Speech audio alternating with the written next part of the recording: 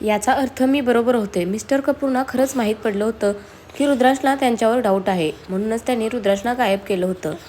ओह पिया, मी खरंच बोलत होते ग. तुझ्या आणि माझ्या आयुष्याचा खेळ मांडणारे दुसरे तिसरे कोणी नाही तर तुझे डॅडच आहेत.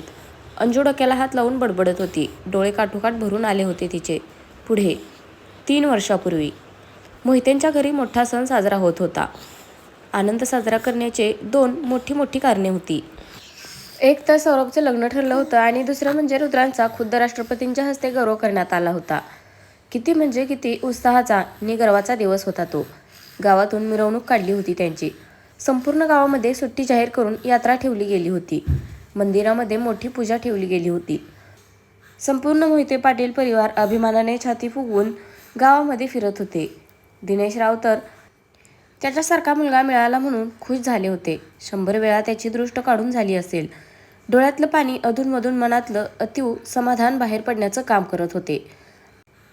आणि अंजू, ती तर सत्कार करताना रडायला लागली होती. तिने कंट्रोल करूनही राहवलं नव्हतं. तिचं काय, संपूर्ण महिला मंडळ डोळ्याला पदर लावूनच बसलं होतं. आजी तर सारखा पदर सावरून मानेला झटका देत होत्या.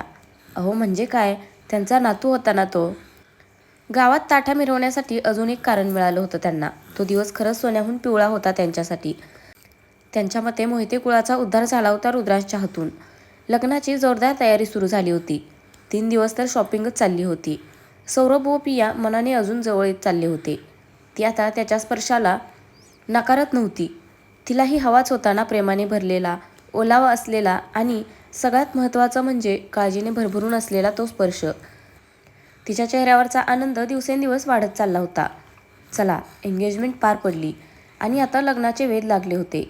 सौरभला उतावळा नवरा म्हणणंसुद्धा कमी पडत होतं. किती वेडा झाला होता पियासाठी तो. एक गोष्ट तिच्या मनानुसार व्हावी म्हणून धडपड करत होता. ते पाहून पियाचा आनंद द्विगुणित होत चालला होता आणि तिचा आनंद बघून अंजू, तर अंजूचा आनंद बघून रुद्रांश खुश होत होता.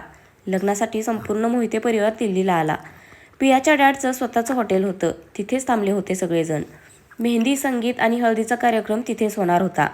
लग्नासाठी खास हॉल बुक केला होता त्यांनी. यावेळेस मेहंदीचा रंग जरा जास्तच चढेल नाही? अंजूने पियाकडे बघून हसतच विचारलं. तिच्या हातावर ती आणि मधू मेहंदी काढत होत्या. म्हणजे काय, त्यात प्रेमासोबत गोडीही आहे ना? आजकाल तर जरा जास्तच. हो ना पिया मॅडम? ईशा तिच्या केसांना गोल गोल फिरवत खट्याळपणे म्हणाली. माझं सोडा मॅडम, तुमच्याही आयुष्यात काही कमी गोडी नाही. आमच्यापासून लपवलं तरी ते लपणं शक्य नाही, कळलं ना? पिया ईशाला थोडंसं खोचकपणे म्हणाली. ईशाने समीरवर नजर टाकली. तो तर तिच्याकडे बघतच होता. तो गालामध्ये हसला आणि तिने लगेच लाजून खाली पाहिलं. आई गं, काय लाजली ही? अंजू तिला चिडवत म्हणाली. पियाही तिला हसू लागली. माझीच पार्टी जरा स्लो आहे. घरच्यांची परवानगी भेटत नाही तोपर्यंत नो गोडी ॲड नथिंग, मधू तोंड पाडत म्हणाली. त्या तिघी तिला हसू लागल्या. हसता हसता अंजूने रुद्रांशकडे पाहिलं. मुकेशसोबत बोलत होता. काहीतरी सिरियस डिस्कशन चाललेलं दिसून येत होतं. आमच्याही स्वारीचं आमच्याकडे लक्ष नाही इथे आल्यापासून, अंजू उसासा सोडत म्हणाली. हो ना गं, मी तुला विचारणारच होते. 3 दिवस बघत आहे मी त्यांना. प्रत्येक कार्यक्रमातून मध्येच गायब होऊन जातात, पियाही तिला म्हणाली.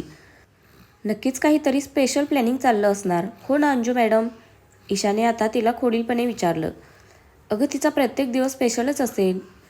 रुद्रांश जिजू एक चान्स सोडत नसतील तिच्यावरचं जीवापाड प्रेम दाखवणारा, मधू हसत म्हणाली आणि अंजूकडे पाहून प्रश्नाखातर एक भुवई उडवली.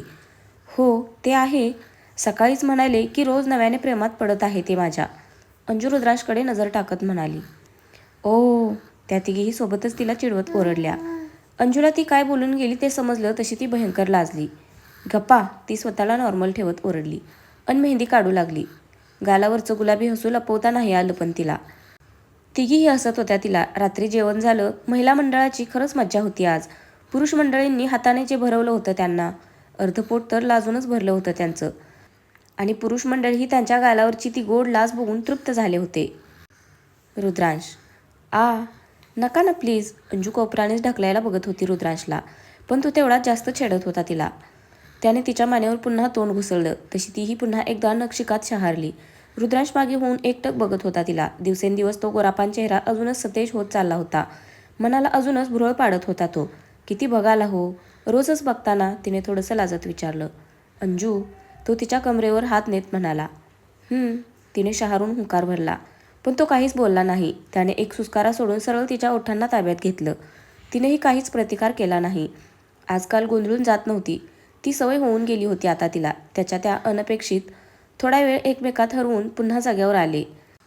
ते पुन्हा नजरेची नि श्वासाचे खेळ सुरू झाले. मेहंदी धू ना, तो मिश्किल हसत म्हणाला. आजकाल जरा जास्तच डिमांड वाढत चालली आहे तुमची, असं नाही वाटत का? तिने एक दीर्घ श्वास घेऊन सोडत विचारलं. मी काय करू? आज आजी काय बोलली ऐकलं ना? तिला लवकर गुड न्यूज हवी, मग त्यासाठी. बोलता बोलता काढली त्यांनी खोड. रुद्रांश, ती त्याला मागे ढकलत ओरडली. तो फक्त हसला. खूपच लोभस वाटत होता तो लटका राग. नको ना लगेच, आपण अजून थोडे दिवस थांबू. आजींना आई बाबा बघून घेतील, अंजू तोंड बारीक करत म्हणाली. मला काही प्रॉब्लेम नाही, माझ्यासाठी तर बेस्टच आहे ना, रुद्रांश तिला जवळ ओढत म्हणाला. तसे तिचे हात त्याच्या छातीवर गेले. तिने घाबरून तिथे पाहिलं. बनियनवर हलकी मेहंदी लागली होती, अजून थोडी ओली होती. त्याने तो हात नाकाजवळ घेऊन दीर्घ श्वास घेतला आणि तो तसाच आपल्या गळ्यात टाकत म्हणाला. आजी बरोबर बोलली. ज्या उत्साहात सौरभ आहे ना आपल्या आधी गुड न्यूज द्यायचा, मग आपण घाई नको का करायला? त्याचा हात खेळत होता तिच्या पाठीवर. तिने स्वतःवर आवर घालून त्याच्याकडे थोडंसं रागाने पाहिलं अन म्हणाली, हे फक्त रात्रीच सुचतं ना, दिवसभर लक्ष पण नसतं माझ्याकडे. तोंडही वाकडं केलं लागलीस तिने. तो भुवया उंचावत हसला. किती खोटं बोलतेस, 9-10 वेळा तर मिठी मारून जातो मी तुला, रुद्रांश तिच्या चेहऱ्यावरचे केस मागे करत म्हणाला. तीही 1 सेकंदाची. बरं मी एक विचारू? तिने थोडंसं सिरियस होत विचारलं. तो नजरेनेच विचार म्हणाला. तुम्ही दिल्लीला 1 महिना होतात, ती केस संपली नाही ना अजून? अंजूने त्याच्या डोळ्यात बघत विचारलं. त्याने एक उसासा सोडून विचारलं, तुला पुन्हा भीती वाटत आहे का? ती त्याच्या गळ्यातला हात तसाच केसांमध्ये नेत म्हणाली, नाही हो, मला मान्य आहे त्यावेळेस मी घाबरले होते, पण मी सांगितलं ना तुम्हाला, सत्काराच्या दिवशी लोकांच्या डोळ्यात तुमच्याबद्दल जो विश्वास पाहिला ना, त्याने सगळी भीती नष्ट केली माझी. त्या दिवशी मला समजलं की तुम्ही जेवढे माझे आहात तेवढेच तुम्ही त्या लोकांचेही आहात, जे आशेने बघतात तुमच्याकडे. तुमच्या प्रति मनात किती आदरभाव आणि अभिमान बाळगतात ते तुम्ही तुमचं काम करत राहा. माझ्यासाठी त्यानंतर वेळ काढला तरी मला हरकत नाही. रुद्रांशने समाधानाने हसून तिच्या गालावर कुरवाळलं. मी केली आहे मनाची तयारी, पण इथे प्रश्न माझा नाही, मी समजून घेईन. पण पियाचं काय? तिच्याही नजरेत आलं आहे की तुमचं लक्ष नाही.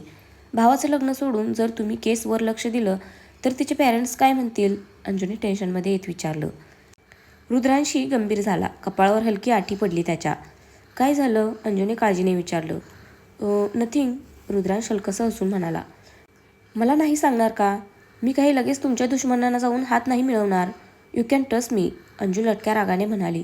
रुद्रांश काहीच न बोलता तिला बघत राहिला. आजकाल हा नाकावरचा राग जरा जास्तच वाढत चालला होता. खूपच गोड वाटत होती पण.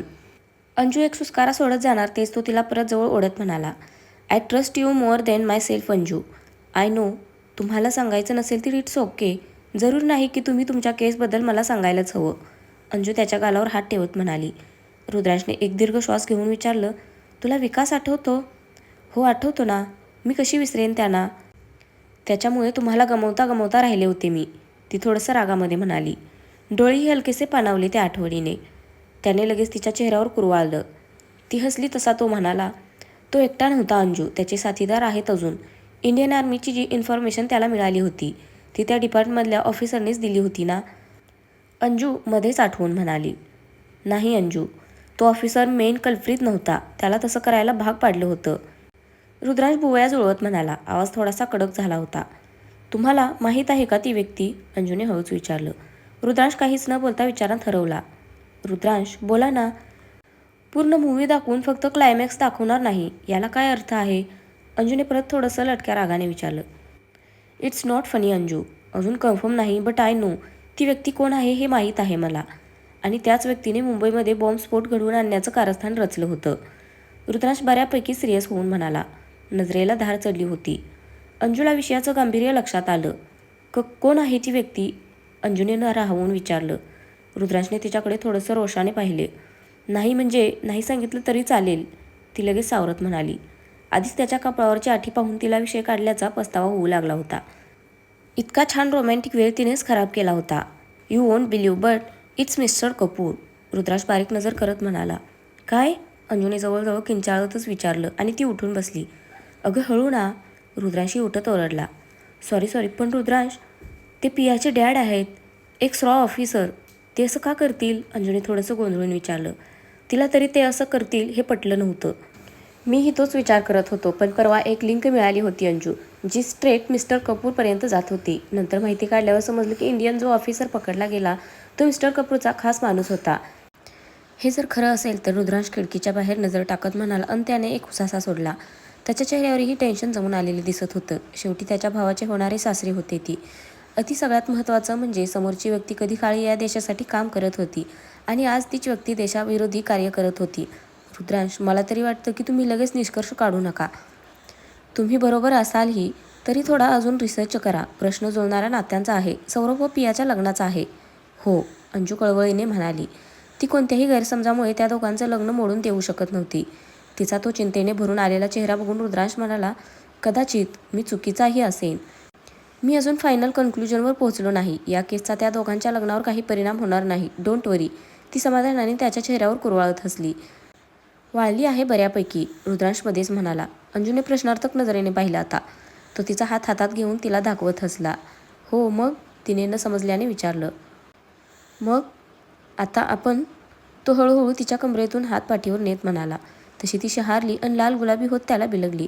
त्याने हसतच तिचा चेहऱ्यावर करून तिच्या ओठांचा ताबा घेतला. पहाटे कधीतरी अंजूला जाग आली. कुसबुस करतानाचा आवाज कानावर पडत होता. तिने डोळे किलकिले करत बाजूला पाहिलं. बेड रिकामा होता समोर. हे एवढ्या रात्री गेले कुठे? ती उठून बसली. तिने रूमभर नजर टाकली. बाथरूमचा कानोसा घेतला. आवाज बाहेरून येत होता. ती हळूच उठून दरवाजाजवळ गेली आणि ऐकू लागली.